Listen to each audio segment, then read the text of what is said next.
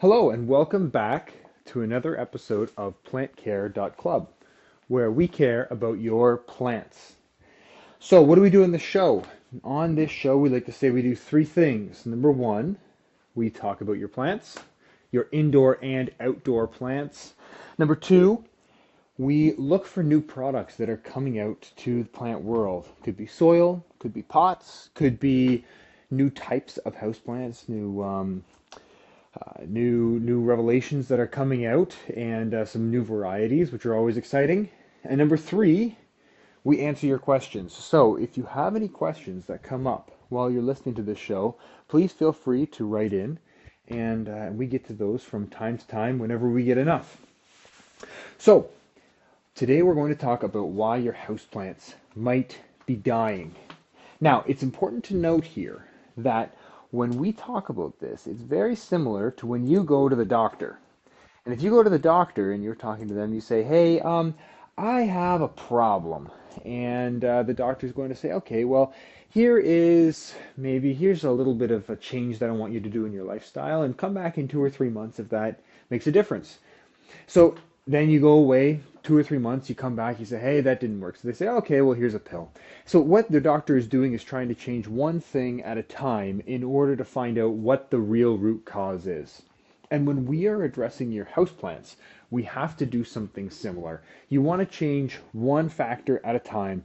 Maybe once every 2 or 3 weeks, you can change something. Maybe first it's your water, then it's the sunlight, then it needs to be repotted, then so on and on and on, in order to find out what the real problem is with that plant. So, with that being said, today we're going to ask 7 questions you need to ask when your plants look unhappy. How do you find out what is making them unhappy? So, without further ado, question number 1.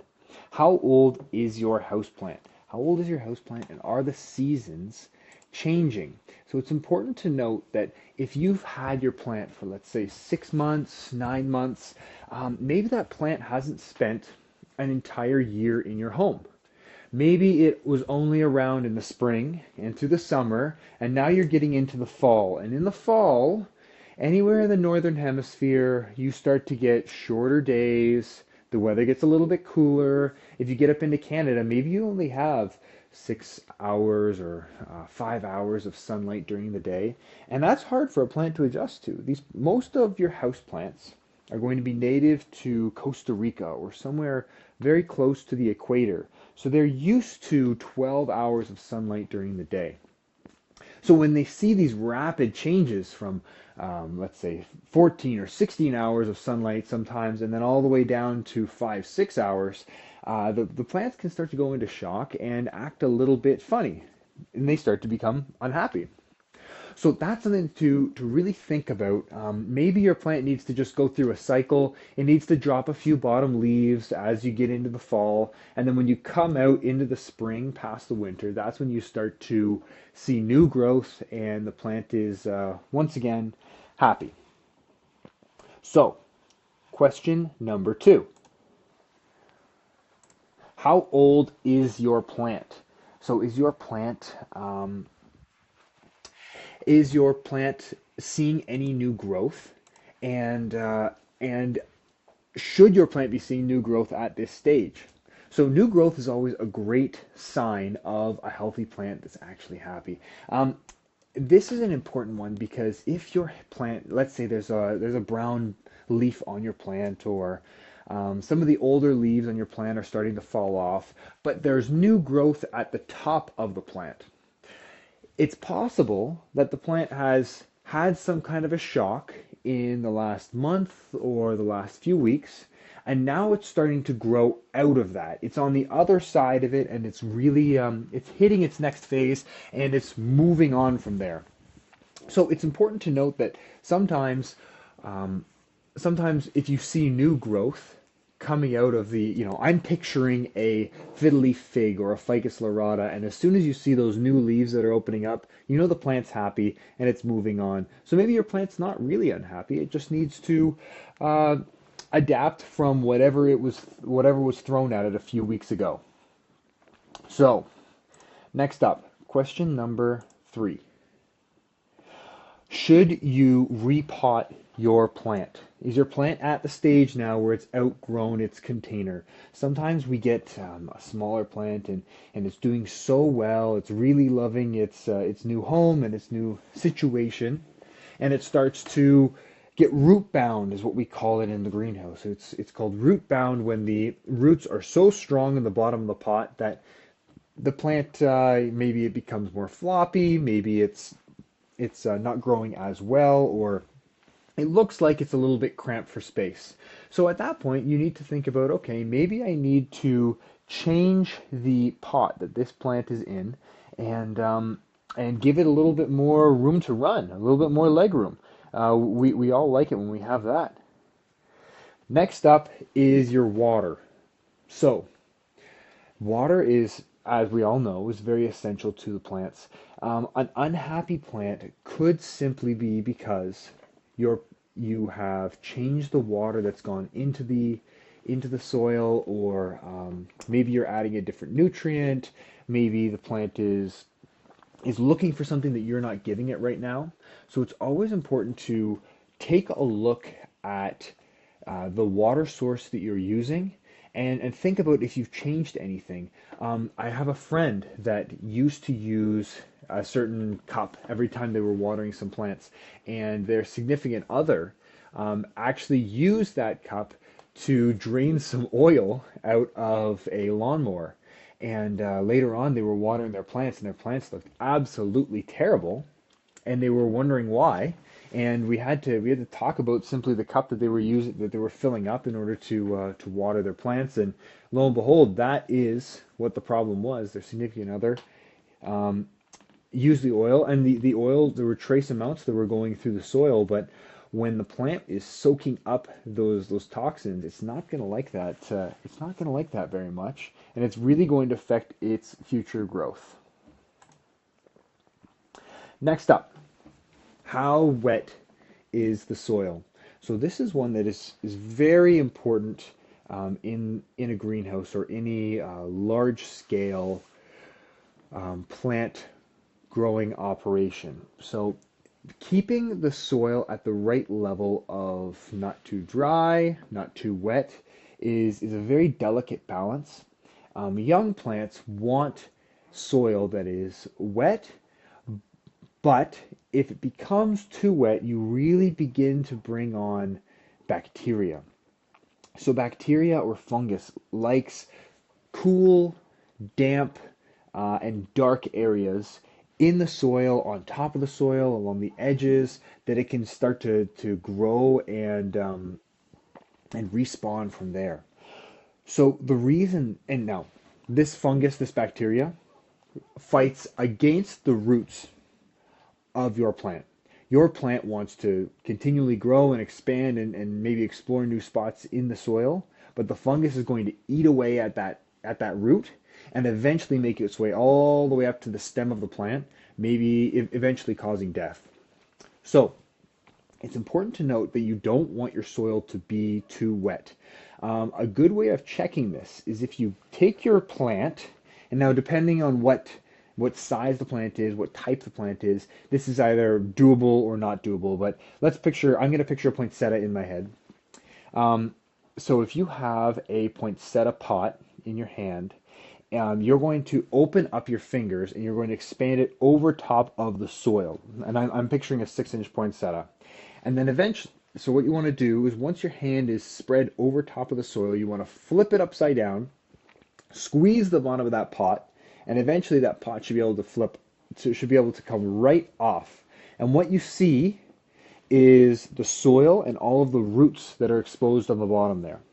Now, what you want, the best place for your plant to be is you can see some relatively dry soil in that. You can see some relatively dry soil directly in front of you there.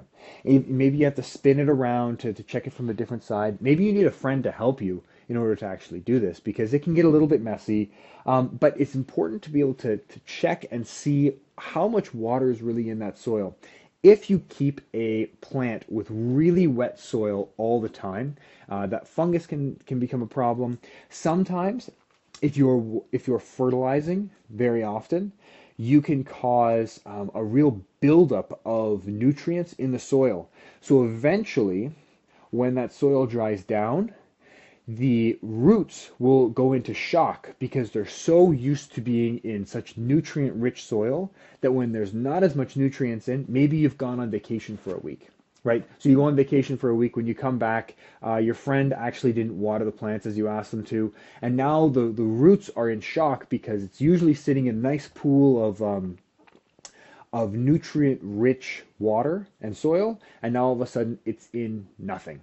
And that can cause some real issues as well. So it's a delicate balance, and there's no easy answer to how wet your soil needs to be, but you need to be able to feel things out. And it's just another question to ask yourself. If your plant is unhappy, you want to check how wet the soil is.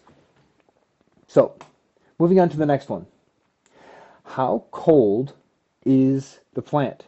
So sometimes we set our plants somewhere near a window. Let's say you have one sitting on your windowsill, or a great example is usually at work. If you have an office at work, you can set it near the window. But then all of a sudden, the seasons begin to change, and this is the right spot for it to be, but your window is letting in a little bit of cold air. Now, this is one of the main reasons that poinsettias die. Poinsettias die because people like to put them near the window because poinsettias love to have that sunlight. But when they're so close to the window, they get that massive change in temperature during the day. So sometimes, let's say in the northern areas, somewhere in Canada, you're going to have the sunlight pouring through the window during the day, and it gets relatively warm. But it's not that bad, so the plant is pretty happy. But at night, it can go down to, let's say, -5, -10 Celsius. And at that point, all that cold air is still seeping through the window and really affecting your plant.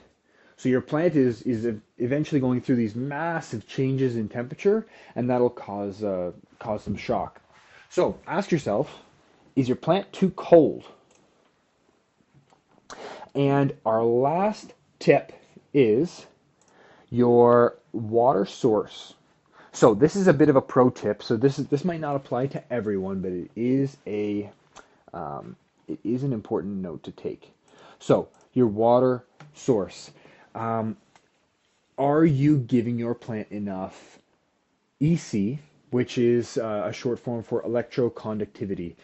It's another way of saying fertilizer. So maybe your plant is sad because you're watering it, but it's not getting any nutrients in the water. So maybe you have to add in some fertilizer. Another option is pH.